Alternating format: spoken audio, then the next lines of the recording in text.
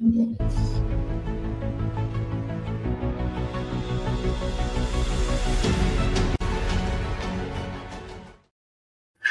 to Conversations. I'm Muqtadar Khan, your host, and I'm coming to you from somewhere on the beach. I'm here for a few days with my family, but I just can't stay away from the aftermath of what has happened with the memorandum of understanding that was signed between Iran and the United States.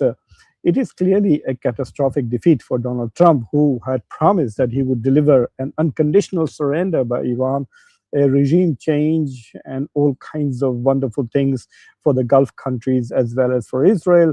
But it appears from the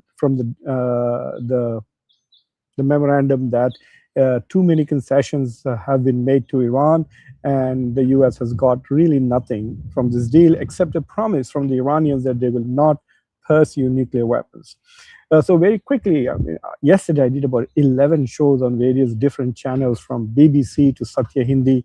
So those of you who want to know my detailed views, just go to the channel and you can watch some of those shows. I've shared some of those on my channel. But let me quickly summarize. What Iran gets is incredible. The blockade on Iranian ports will be lifted. Iran will get about 25%, which is about roughly $24 billion of its frozen assets will be unfrozen. Iran will eventually get $300 billion in reconstruction money that Donald Trump has promised America will help raise. And all the sanctions will be lifted on Iran, including the UN Security Council resolutions. Not only that, but what is also interesting is that right now, as soon as the memorandum of understanding was signed, Iran could sell its oil freely in the market, and that the waiver was granted by the Treasury Department. And all Iran has done so far is two things: is promised to not build a weapon, which they had done already long ago in 2006. And they had made the same promise in JCPOA.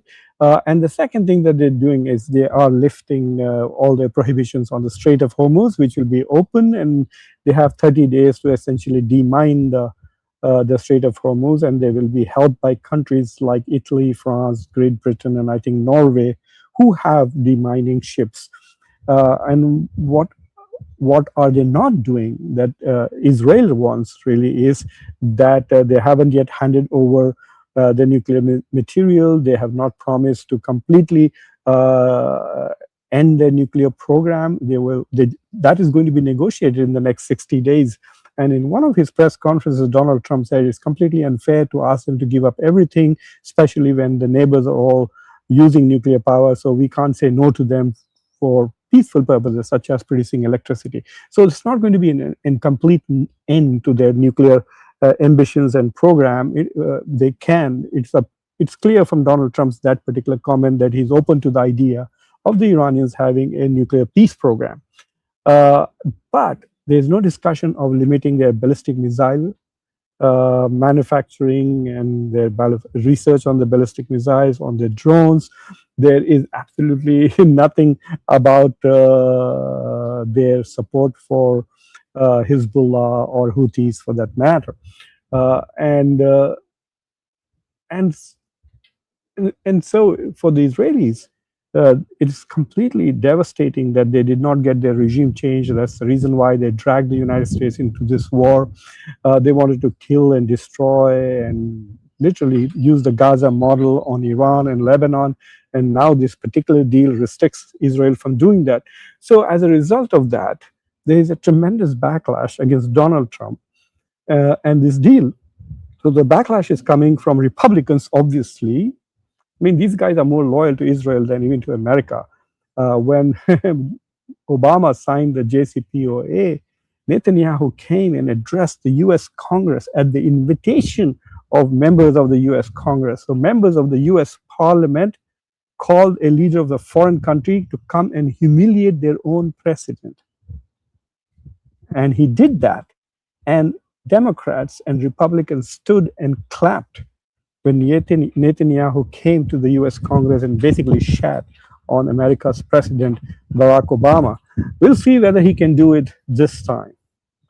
I would love to see Netanyahu come here, and I'm sure the Republicans will invite him. People like Ted Cruz, Senator Lindsey Graham, all of these guys are just bootlickers of the Israeli lobby. For a few $1,000s extra contribution this year, they will probably invite him. But will he dare to come and give a talk against Donald Trump in the US Congress? Not at all. At the moment, he doesn't even dare to criticize Donald Trump on cable television. Forget about the Congress. It's only the Democrats who betrayed their own president for APAC money is why he was able to do that against Obama. At least Republicans are not that gutless, spineless, feckless like the Democrats. Not that they are nice. I mean, they are just the other end. They are useless. People like Lindsey Graham and Ted Cruz think that the sole purpose of their existence is to advance Israeli interests at the expense of the United States interest. Anyway, so there's a lot of attacks going on. Let me just show you a couple of press clippings. So this is an article that's come out in Axios. It says Netanyahu fumes, allies rage over Trump's Iran deal.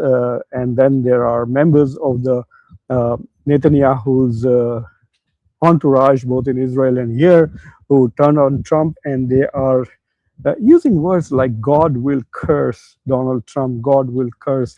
So they are basically turned on Trump in a very big way. And so J.D. Vance responded to them from the White House, and I'm going to play that video.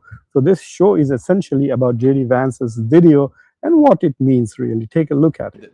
That Netanyahu is fuming. That's not reflective of. Now, I saw the Axios report. That Netanyahu is fuming. That's not reflective of the conversations that I've had with him. But maybe he's saying something to somebody else that he's not saying to me. What I will say, and this does bother me, is that you've seen people within Bibi's cabinet who have come out and attacked the deal, and in some ways very personally attacked the President of the United States. And I guess my message to them would be twofold. Number one, Donald J. Trump is the only head of state in the entire world who is sympathetic to the nation of Israel at this moment in time. And he happens to be the head of state of the world's superpower. He's making a very important point. What he's basically saying is that nobody in the world really cares about Israel. Forget about it. No heads of state is going to stand with Israel. I think he forgot Netanyahu. He forgot Narendra Modi of India, who actually went to Israel and said, with full conviction, we stand with Israel. But anyway, perhaps from the American point of view, India is not a major country at the moment.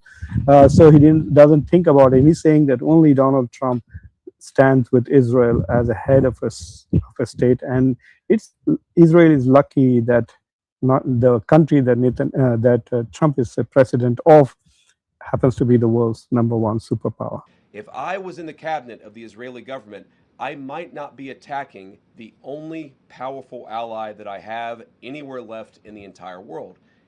He emphasizes this again. If I was a member of the cabinet, I would not attack the only country that is supporting us. And the second message I would give to some of those cabinet members, Bibi, to his credit, has not gone down this path, but to some of these cabinet members in Israel who are attacking the President of the United States, the other thing that I would say is that over the last 3 months, 2/3 of the defensive weapons that have protected your homeland have been built by American hands and paid for by American tax dollars.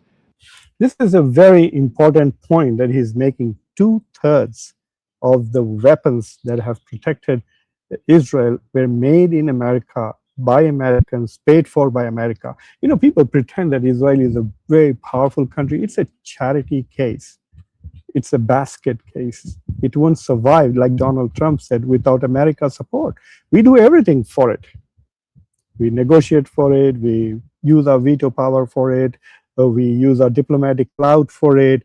We destroy our own values. We support its genocidal policies. We support its apartheid policies. We give it weapons. Just a few weeks ago, America transferred 6,000 pounds of weapons just within 24 hours. Those are the weapons and bombs, I guess, which Israel is dropping in Lebanon. Now, for the first time that America is in trouble, Israel will not give an inch because it doesn't care about America. What Israel cares for is how to use American power to advance Israeli interest. The problem for Israel is not Donald J. Trump. And anybody in Israel who thinks their biggest problem is the President of the United States needs to wake up and smell the reality of the situation that country is in. Thank you all. So that's what he was trying to say, that you are dependent on us and you are basically bad mouthing us and attacking us and talking to us like that. He doesn't understand that his future. So the question that I want to ask is this presidential? Will this strengthen J.D. Vance's chances of becoming the next president of the United States? I am not so sure, because I can guarantee you now that his own party will backstab him for a few extra dollars from the pro-Israeli lobby. American politicians don't have values. They have bank accounts and campaign accounts where they want money, and that's all that counts. In fact, these days, I think we should not talk about American elections as elections. We should talk about them as auctions. You have a lot of money, you win. You don't have money, you don't win. And that's what is going to happen. Where is J.D. Vance going to get the $500 million that he needs to win the presidential campaign? I don't know. I guarantee you, when he runs, if there is an open primary, which there will be between him, probably Rubio, or even Pete Hegseth. That's why you don't see Rubio defending him. Because Rubio thinks I don't know, he doesn't want to be seen and exposed defending Trump, criticizing Netanyahu or Israel. So this is an interesting thing. Now, the serious question is whether this is going to create a divide between the US and Israel. Will Americans wake up and realize that their interests are not always served by Israel, that for a long time American politicians have subordinated the US? Look at the Biden administration. How often they lied to the American public, saying, oh, we are criticizing Israel, oh, we are demanding accountability from Israel, oh, we have threatened to stop weapons supply to Israel if it continues with the genocide in Gaza. And then later on we discovered they did nothing like that. They just kept lying. These people have no values, no integrity. They will just lie to the very people who give them power. Remember, the most important thing is being true to your own population, your own constituency. And they really don't care about that. They are just interested in foreign countries. The Biden administration was just about Ukraine and Israel. At least Donald Trump is only about Ukraine. About Israel and not Ukraine. So anyway, but it is interesting to see that J.D. Vance is stepping forward, and actually he is literally, you can say that, jumping on the grenade that is going to explode. And what is also interesting is that if Iran really manages to make a deal with the United States in the next 2 to 3 months or 4 months, then in a couple of years, it's going to become a very prosperous country, because it has tremendous potential, unless its own nuts and crazy people hijack the agenda and then take the country in the direction where then the world will again alienate them, impose sanctions on them, and then their whole population will live in poverty because the government is pursuing ideological agendas.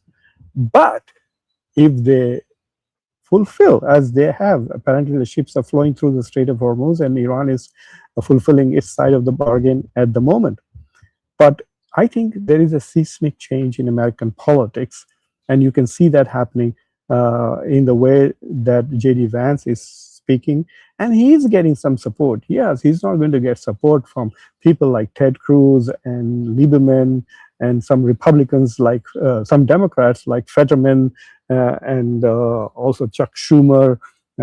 These are all Israel first politicians who depend on Israeli money for their political career. Unless Americans get rid of money, we need to get rid of money. We don't need a 1.5 year long presidential campaign. We don't need to have our politicians constantly campaigning. 1 month is enough. Have 3 debates on television sponsored by the government between candidates. They come and present their agenda to the public, introduce themselves, and debate, and that should be enough. We should not have to have people spending hundreds of millions of dollars. Imagine this: if my congressperson takes $400,000 from a particular lobby, are they ever going to work in my interest? No. And if this lobby is a foreign lobby, then they're going to be working for a foreign government, not even for the United States. That is very clear. I don't understand why Americans people don't understand. Why do they allow the politicians to basically dupe them? It is absolutely bizarre. And even this $300 billion that they are going to spend to rebuild Iran, that is a corrupt deal. I guarantee you, Trump and his crony friends and his family members are going to try and make money out of that, especially Jared Kushner. Just keep an eye on it. This is not entirely an America first deal. Okay, this is Trump first deal. He's realized that if he continues this war, which is he got fooled by Netanyahu, who lied to him.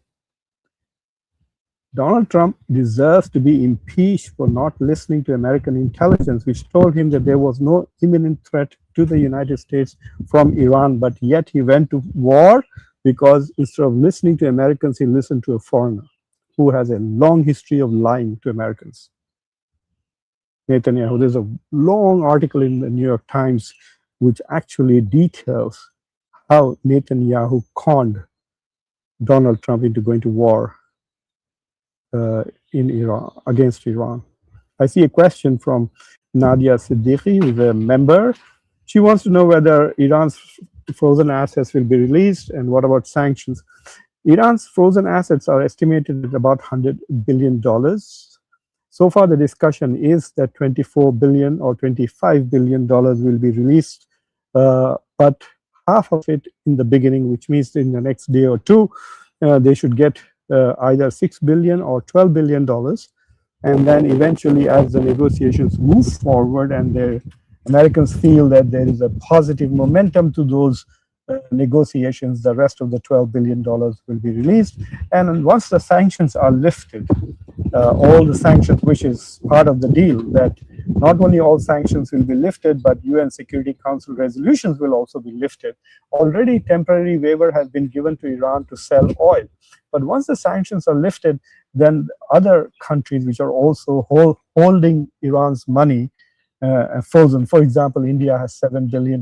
I think the Chinese have some, Switzerland has some, and other countries, I think even UAE has some. So once those sanctions have been lifted, then there will be no legal basis for keeping those assets frozen, and they will all be released to Iran. But we should see that Iran also has its own crazy nuts. Just like we have neocons, they have IRGC on their side, where they are also corrupt. And so if the IRGC feels that lifting sanctions on Iran will mean that their own personal wealth and their own smuggling operations will be undermined, then they may want to subvert this. Are they as nationalistic as one thinks? I don't know. We will see. The biggest threats can come from Hezbollah, which could do some miscalculation and start a war. And then Donald Trump says, I'm sick and tired of these guys provoking Israel and Israel taking the bait every time. Israel will jump. Even if Hezbollah picks up a stone and does this, I think Israel will be ready to shoot a few thousand missiles and kill a few hundred children in Lebanon. So why would Hezbollah want to do that? That is the question, right?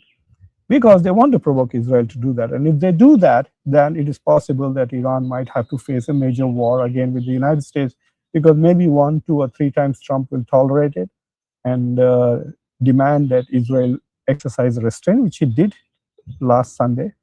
But I don't think he will be able to hold them back, because there will be so much pressure from the pro-Israeli lobby and his own Republicans and his own administration. He's filled his administration with Israel festers like Mike Huckabee, who says, I'm Israel's representative to the world.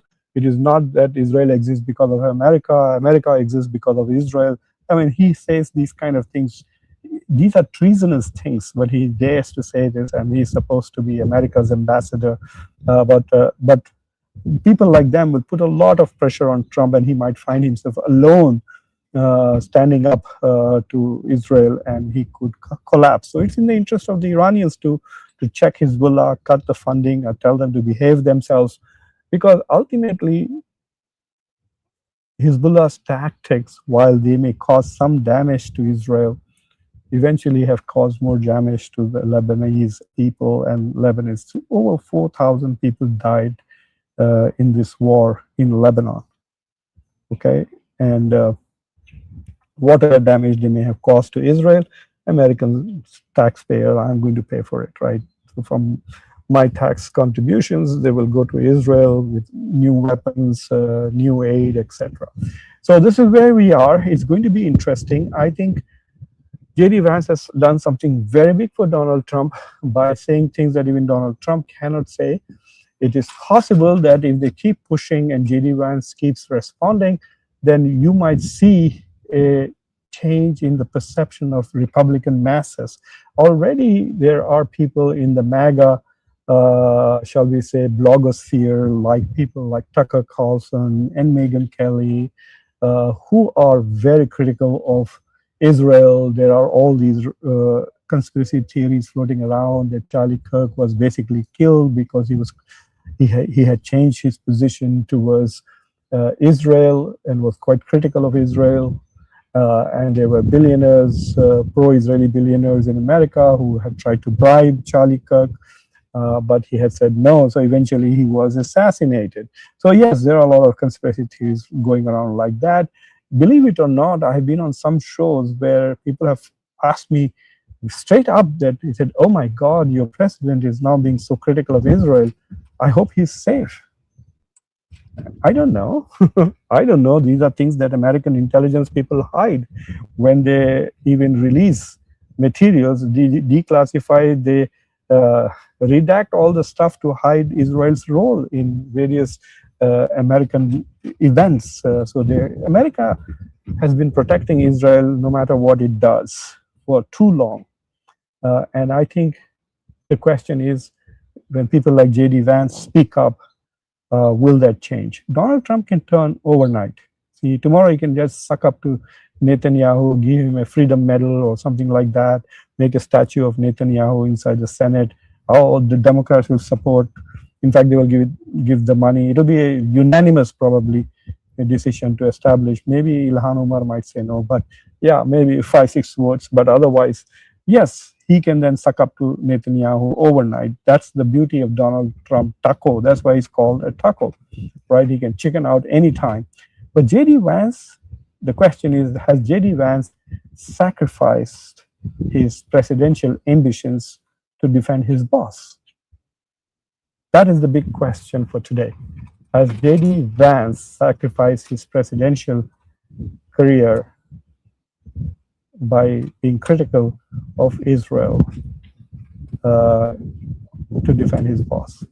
Anyway, I'm on vacation, so now I need to go and hit the beach. So thank you for watching, all of you. Please, if you have not already subscribed to the channel, do subscribe to the channel, like this video, press the bell icon, and don't forget to share this video with your socio-political network. Until next time, I'm your host, Muftadar Khan. Take care.